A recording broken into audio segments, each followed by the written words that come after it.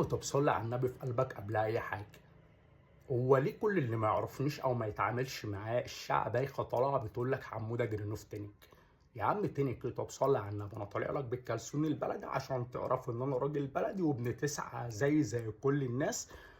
عادي جدا، ده انا عليا الطلاق من 2012 شغال في مجال الفن، واشتغلت في المحاماة في أكبر مكاتب في البلد، ومن على الطلاق ماشي على رجليا. مش هقول لك مش راكب عربية، مش هقول لك مكنة، على الطلاق ما عندي عجلة 3 تعابين، ولا أمتلك أي شيء في الدنيا إلا التليفون اللي أنا بكلمك منه ده.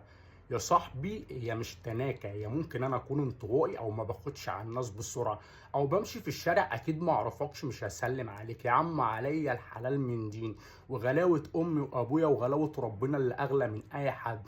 انا بمشي في الشارع بسلم على طوب الارض الكبير والصغير، لو عيل عنده 10 سنين بقف اسلم عليه وابوسه من هنا ومن هنا، وبعامله زي راجل مصيط ومن الحمل، واسمه تقيل ومسمع في البلد، الكبير زي الصغير، وكلنا ولاد تسعة وكلنا سواسية.